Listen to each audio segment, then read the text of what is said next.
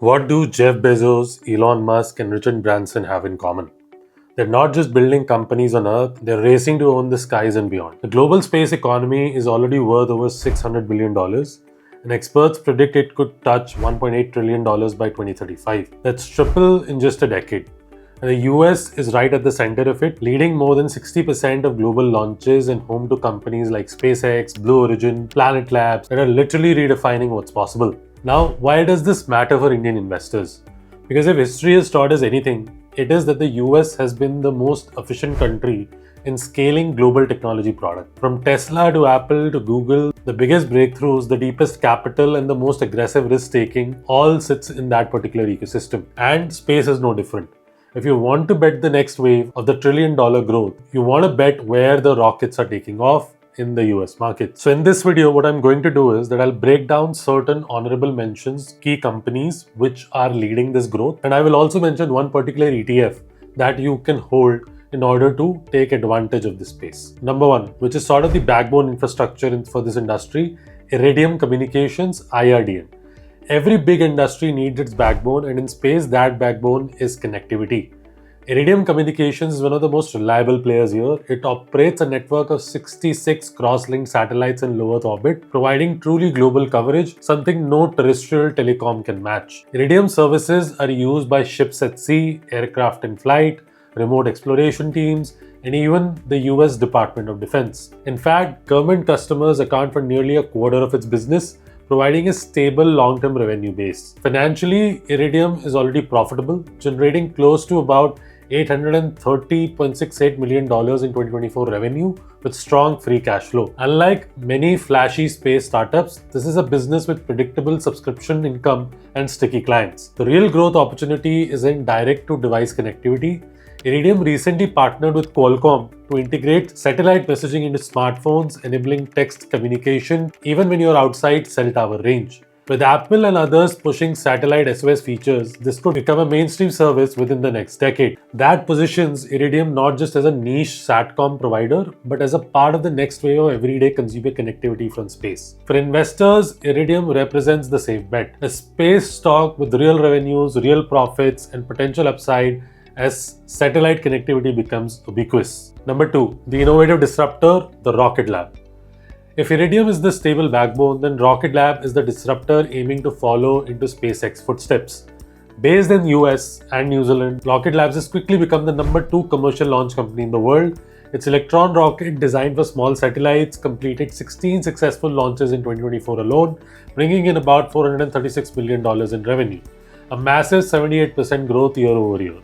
What makes Rocket Lab interesting is not just its consistency, it is where it is headed. The company is developing Neutron, a medium-class, partially reusable rocket that can carry larger payloads, compete with SpaceX Falcon 9, and potentially support human spaceflight in the future.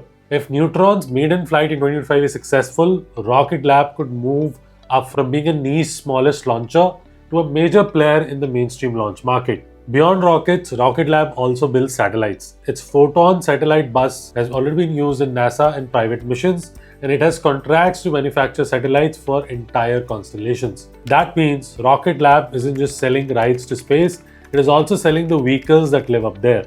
For investors, RKLB is a definition of high-growth disruptor, not yet profitable, but with expanding revenue streams, government contracts, and a proven ability to execute in a very tough industry. Number 3, the data intelligence play, Planet Labs. In the age of AI, data is gold, and Planet Labs is mining that gold from orbit. The company operates around 200 small satellites that image the Earth's landmass every single day. Think about that. We now have a daily high-resolution scan of the entire planet updated in near real time. Planet Labs sells this data to governments, agriculture firms, insurers, and even financial institutions. For example, a hedge fund might track global oil storage tanks from satellite images to predict supply levels. A government might monitor deforestation or illegal fishing. An insurer might use it to assess natural disaster damage. The applications are endless, and they expand further as AI improves the ability to analyze massive imagery datasets. Financially, Planet Labs has generated about $220 million in FY 2024, growing around 15 to 20% annually. Like many data-centric startups, it's not yet consistently profitable, but it's establishing itself as the go-to provider of daily Earth intelligence. And as climate risk, food security, and geopolitics all intensify, the value of having that constant feed of planetary data will only grow. For investors, Planet Labs is a pure data economy play sitting at the intersection of space and AI. If its subscription model scales and analytics offerings deepen, this could be one of the most breakout winners of the space sector.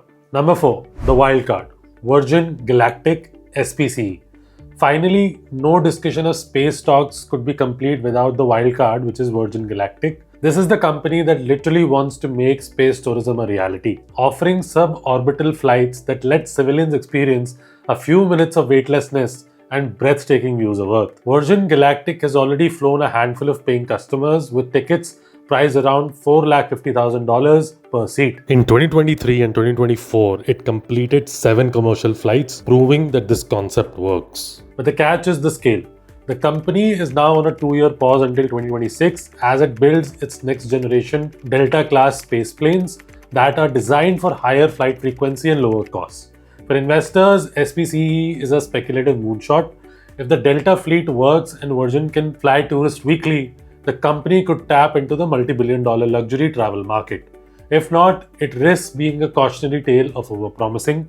Virgin Galactic embodies the glamour of the space sector, and while it may not be for conservative portfolios, it represents the aspirational side of space investing. If it succeeds, early investors could see astronomical returns. And lastly, the ETF to watch, ROKT. When it comes to the ETFs in the space economy, many investors look at UFO or ARKX, but one that really stands out is the SPDR S&P Kensho Final Frontiers ETF, ticker ROKT. Why? Because its performance speaks for itself. In the past year alone, this particular ETF delivered a return of 52.68%, including dividends. Since its inception in 2018, it has compounded at an average CAGR of 14.53%. That's significantly higher than S&P's 500 long-term average, and it just shows how much momentum this sector has. Now, ROKT isn't just a pure space ETF, it invests in companies exploring both outer space and deep sea frontiers. That means you get exposure not only to emerging space players like Rocket Labs and Planet Labs, but also to established aerospace giants like Northrop Grumman, L3Harris, Teledyne, and Viasat. This makes ROKT a balanced play. You're not betting everything on risky startups, but you're also not missing out on the explosive growth from companies driving the space innovation. The expense ratio is 0.45%, lower than most thematic ETFs, making it cost-effective too. In short, ROKT gives investors a diversified basket of frontier companies with a proven return profile. For anyone looking to get exposure to the space economy without having to pick individual winners and losers, this is the ETF to keep on your radar. So that's it, guys. These were some of the stocks and one particular ETF that I wanted to discuss for this booming sector and this very glamorous sector. Tell us in the comments what you have explored about space economy in the US so far, and keep watching us for more. Thank you so much. Investment in securities market are subject to market risks. Read all the related documents carefully before investing.